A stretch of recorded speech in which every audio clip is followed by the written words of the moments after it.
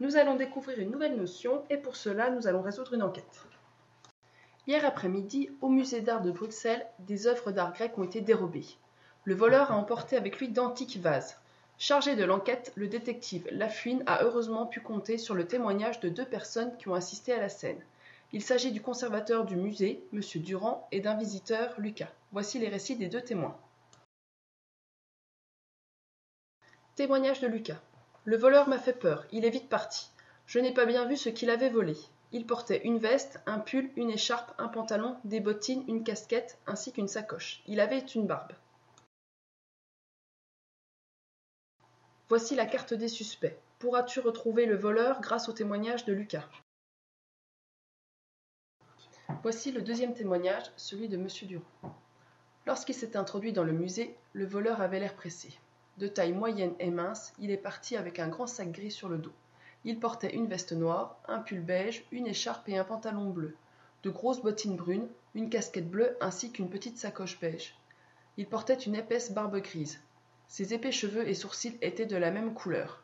Son air méchant m'a fait très peur. Il était terrifiant. J'ai cru qu'il allait m'agresser, mais il s'est vite échappé. Voici de nouveau la carte des suspects. As-tu trouvé le voleur? Quel témoignage permettait de trouver plus facilement le suspect? Eh oui, c'était celui de M. Durand. Pourquoi? Car il est plus précis. M. Durand donne la couleur des vêtements, une indication sur la taille, sur les cheveux du suspect, contrairement à Lucas, qui ne donne pas d'informations précises sur le suspect. Dans son témoignage, M. Durand utilise des adjectifs. Ce sont des mots qui apportent des précisions sur le nom. Peux-tu en trouver? Encadrés en rouge, voici les adjectifs utilisés par M. Durand. On apprend grâce à cela que le sac était grand et gris, qu'il portait une veste qui était noire, que ses bottines étaient grosses et brunes. Comme tu peux le voir, les adjectifs sont placés à côté du nom, soit devant, soit derrière. Voici une phrase extraite du témoignage de M. Durand. Les adjectifs sont en rouge. Si je les enlève, est-ce que la phrase a toujours du sens? J'ai enlevé les adjectifs. Comme tu peux le voir, la phrase a toujours du sens, mais elle est moins précise. Voici l'essentiel à retenir.